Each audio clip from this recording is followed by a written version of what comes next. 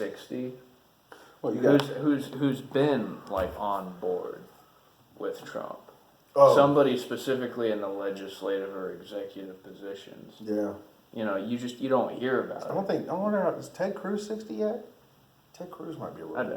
doubt it. Me too. I really don't know. But when you say that was one of the youngest ones I could think of. But so you bring up Twitter and we'll include Facebook, Mhm. right?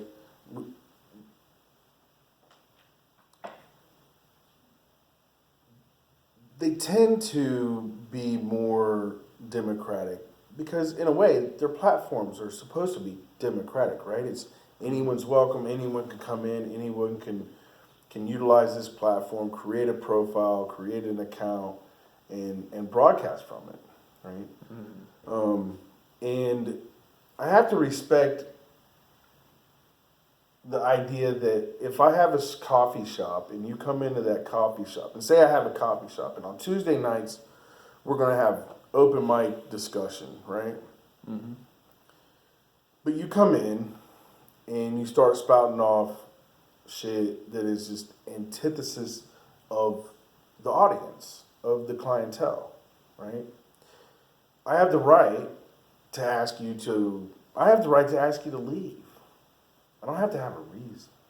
I'm like, you know what? You don't vibe with us in my coffee shop. You know, it's a much smaller scale, right? We're talking like 15, 30 people, right, in a small coffee shop. But I have the right to say, you're not welcome here. No, you don't have free speech in my coffee shop, right? And I can see Twitter and Facebook having that. With the exception of, that's not how the laws are written for them. They're not written as such. They're written as these open platforms that, in my mind, in the early days of the internet, was this freedom of expression, investigation, and speech. Right? I could create my own group on this little platform and speak to like-minded people from all over the world. So if they're going to be publishers, if they're going to select what is published and what is not, now they've entered a different thing, right? Because they're no longer in the just the marketplace of ideas where anybody is free to, you know, this is the new street corner. You're allowed to stand on this corner and speak. They're no longer that, and we know that's been coming, right? We get people that get put in Facebook jail. You obviously have keyboard cowboys out there that are just spouting off stuff. I have no problem with them being, you know, hey, chill out. I have no problem with trolls and bots being eliminated. But if we're going to be in a section where they're editing and or deciding on what's being published, then it's no longer that free form. That's fine. What do we do in that instance in the United States of America? You create competition. This company doesn't offer the services that I want. Now there's room for another company to open up and provide those services. In this instance, it's Parler. This is where it gets scary for me. We have the opportunity to create a competitive social media site for those that do not like what Twitter and Facebook are doing. But now we get into a whole nother thing. Because now Google says, we're not going to carry Parler. We're not going to allow this option. We're not going to allow the competition to speak. We're effectively going to silence them. Yeah, and it was Amazon. That pulled down that server. I was getting ready to go to Amazon next. Go ahead. I was going to say, again, this I know was from Tim Pool, but that's where this idea got floated to me that, to be fair, it was probably a mistake for Parler, it's sort of intended to be the sort of anti-establishment social media. But to a certain degree, it was kind of unreasonable to think, okay, we're going to be the alternative, and we're going to, we're going to purchase, or we're going to we're going to get our servers from Amazon, which that's a little bit complex and over my head. But I think it's a tangent that we're not ready for yet. yeah, it seems like for the last like 3 or 4 years or so, like people have been getting gradually skeptical of these big corporations, and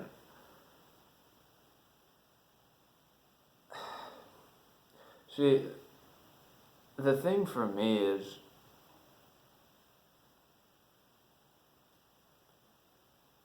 like, I think it's common sense. I think everybody does have a problem with it. I think everyone does have a problem with it. But the thing that social media has changed, or the reason why I think things have unfolded the way they have, to where you have these like singular social media platforms that have the monopoly on public Discourse? discussion, discourse. The reason why I think that is because, okay, there's always been shit you can't say. There's always been, the taboo subject.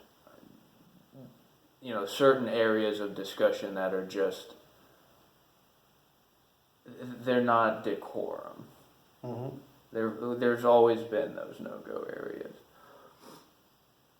But the difference between, say, 1920, 1935, and now is that you would have to move to a new place, and you would have to, like, it would be different. There was more difference between like local communities. Like local communities would have had a lot more variation, because you're not able to be in Austin, Texas, and see what somebody's thinking from Ohio unless you're writing a letter or you're sending a telegram. Right. There's not this sort of like hive mind that develops, or this sort of cultural like amalgamation. So like everybody is kind of aware of everybody, but nobody really knows what the other people on the street, nobody knows what their neighbors think. That, like, everybody has a vague idea of what everyone thinks, but nobody, like, specifically relates to or understands the people who live down the road from them. And it's kind of impractical and idealistic to think you will, once you're a functioning adult, because you have so much mobility. Granted you have a stable enough, or granted that you have enough security from like when you transition from 18 to, okay, this shit's on me now, adulthood. Granted you have a secure enough like start from there. It's like, it's kind of impractical to think you'll have to rely on everybody else around you. As long as you've got a job, as long as you've got a source of income sufficient enough for you to, like, I've kind of been trying to think in economic terms lately, because I don't imagine you would have to be very financially savvy in order to predict that there's going to be a huge recession coming, if not just a straight depression. Sure. Like, we're gonna pay so heavily for 2020. I don't know how we cannot. Like 2020 is going to put the country, and by extension a large part of the world, like, on credit that whole year. Well, and the whole world's already dealing with it. I mean, they went through their own version of 2020, right? Like, but if I'm going to bring it back to kind of like the fundamental issue for me in this discussion, and that is this: the First Amendment. When Tommy writes it, when Thomas Jefferson's writing that thing, he recognizes that, in my mind and my understanding, we select the First Amendment because it is the one that is most important in our protection against tyranny, right? Because in any instance, if you can quiet the opposition, if you can nullify them, if you can silence them, then they can't build that groundswell that's needed for change, right? They can't find the like-minded neighbors that are there, right? That's one thing that the internet offers us is, you and I can be neighbors, and maybe you're super pro-Trump and maybe I'm super pro-liberal, Democrat, whatever, right?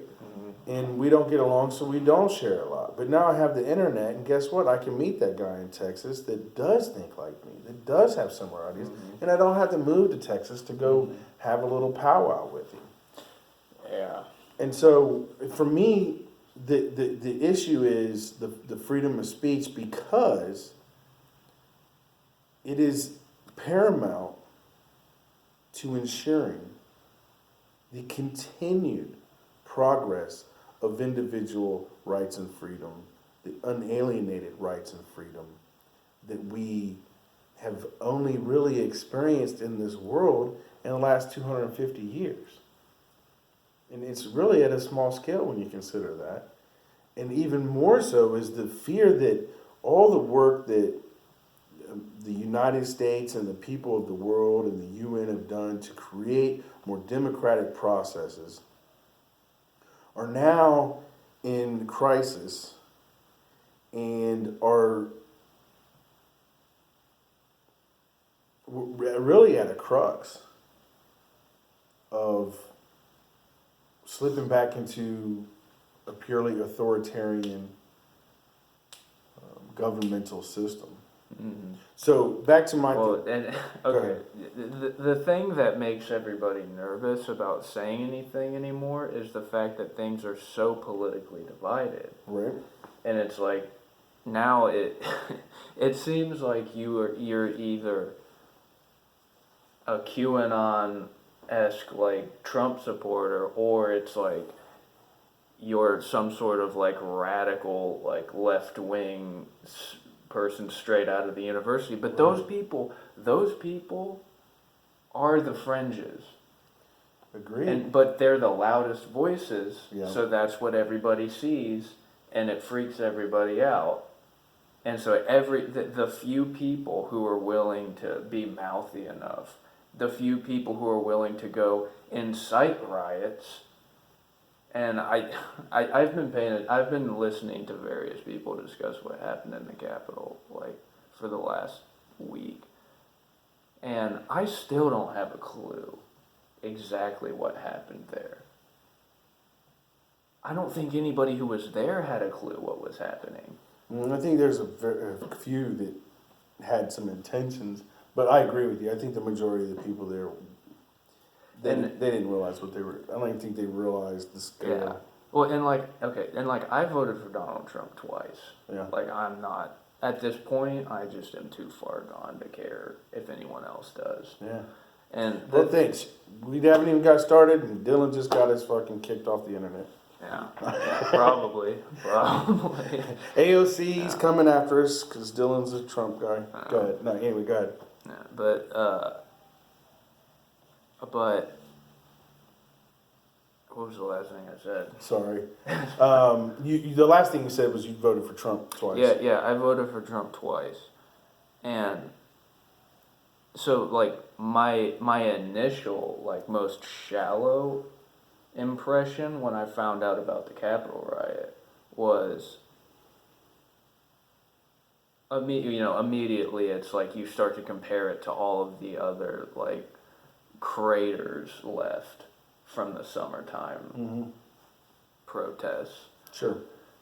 And I use quotes, but, like, I know there were people who genuinely, like, went to those events.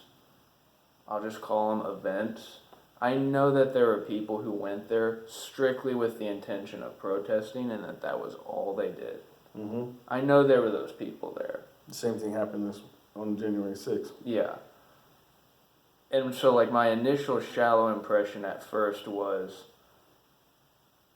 well, because, like, I automatically compare it to every other riot, and my initial impression was, okay, well, at least the people in the Capitol riot, this is why this is why I feel any sort of kinship with other Trump supporters. Mhm. Like, this is the only reason why, like, it's not the only reason, but like this is an example of why I kind of like fall on the Trump side of the spectrum Yeah. without necessarily feeling super conservative or super left wing. Yeah. It's because, okay, when those people went out and those people like when that protest got out of hand and it became riotous, that it clearly like rottens, it spoils the whole thing. Mm-hmm. Any actual protest is completely ruined optically and ideologically, I think.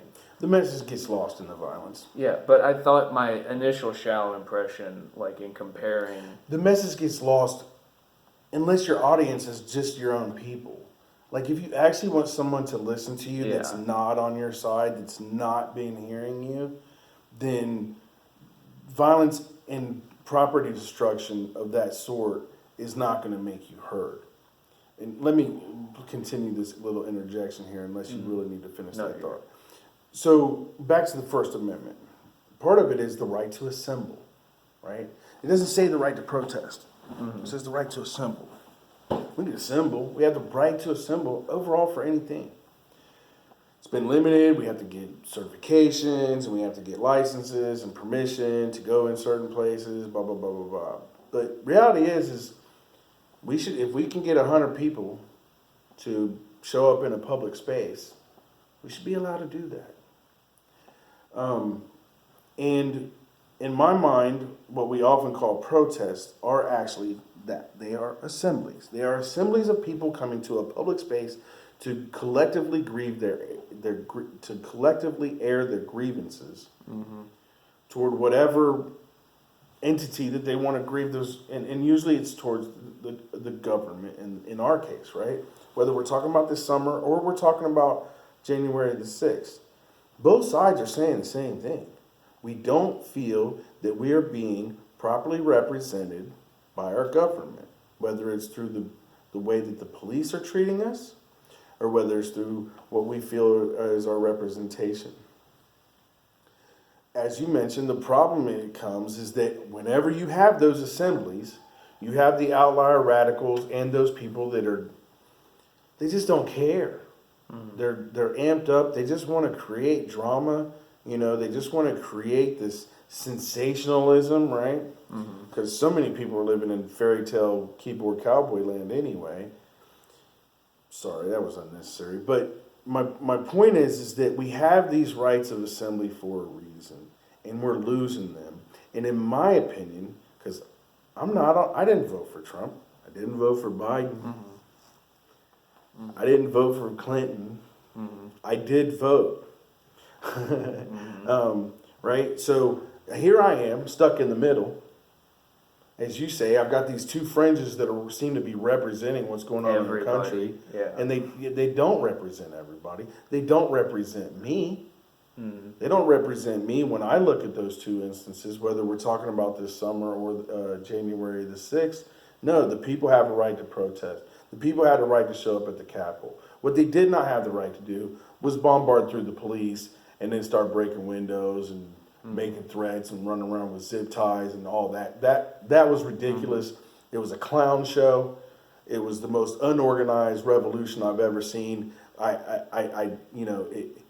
I'm just glad that Nancy Pelosi didn't end up like that French guy back when the French Revolution happened with the fucking guillotine. Because some of them idiots would have wanted to hang Pence.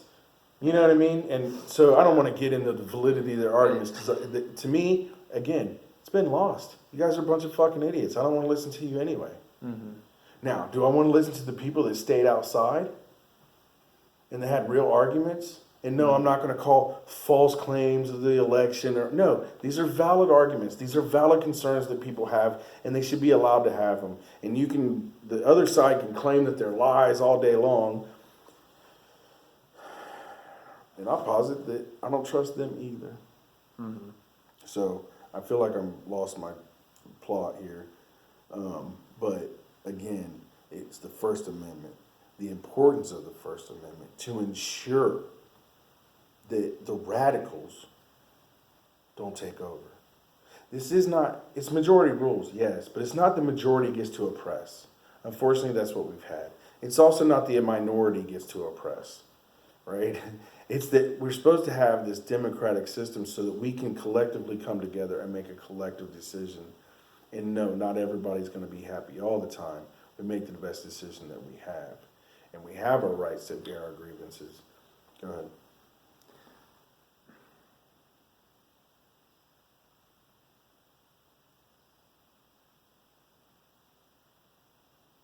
See, I don't know if this is gonna sound super black pill, but Black pill? I don't think it necessarily is. Yeah, you know in the Matrix, you got the blue pill. I do know the blue pill and the red pill. I don't know what the black pill is. The idea of the black pill is, you know, the red pill is like, oh, there's a narrative, there's a matrix, there's a program that you've been formatted into to believe. And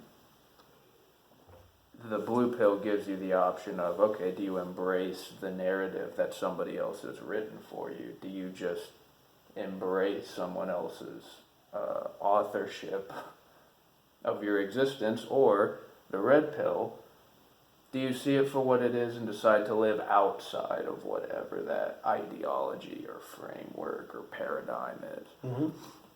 And the idea of the black pill is, it's not enough, like, the idea of the black pill is, okay, well, the narrative, the narrative, the framework, the program, it's all collapsing. Like, it's falling apart. Like, and when people hear red pill, they think, oh, for lack of a better term, you're kind of woke. Like, you know, that's kind of what the red pill is. Right.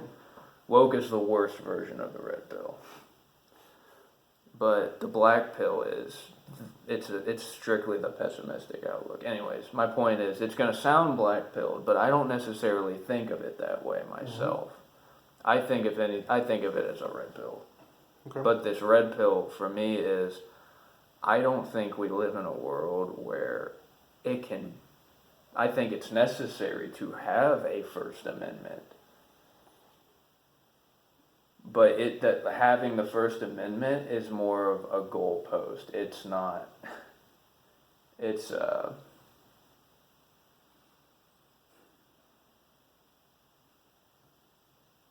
I think the First Amendment is going to be 10 yards from our own goal line, from our own goal. It's too complex now. There's too much intercommunication that exists now for us to exist simply in a freedom of speech hanging everything on that principle. We've got to figure out, okay, what is freedom of speech and how do we codify it? Like, how do we improve upon that idea? Because it's not the same world anymore. No, and so first of all, I want to disagree. I think you're right that in a way the First Amendment, this idea, is an ideal that may never be attained. Right? It's kind of like the thought clouds like Plato and Socrates. Right? Mm-hmm. There's the perfect in the world of the ideas and the world of clouds, but in reality, the perfect does not exist. Right? The perfect chair doesn't exist, but in the ether, there's this idea of a perfect chair. Yeah, well, the way I've always heard it explained to me was like, okay, you can't yell fire in a crowded theater. Right, and so you have instances where freedom of speech, this is the unadulterated freedom of speech, is curtailed, right? Mm-hmm. And we've done it different times in our history. We had the McCarthy area where anybody that was any remotely communist or socialist was hauled away. That wasn't that long ago. I mean, we're talking about the 20th century. We've had other instances where freedom of speech is limited, as you described. You can't incite violence or incite a riot or yell fire in a crowded, right? That's not freedom of speech. This idea that you put people in danger. However, I personally disagree with the idea that you can have the freedom of speech, but you have to deal with the consequences. So, for instance, if I'm in the middle of a club and there's a bunch of black people around, and I drop the N word with the ER or the A at the end, it doesn't matter. I'm white, right? And I get punched or knocked out, then the idea is I have the freedom of speech, but I have to deal with the consequences, right? Mm-hmm. There's going to be a lot of people say you deserve to get knocked out using the N word. What's wrong with you? Are you stupid? Are you insensitive? Are you racist? Whatever, right?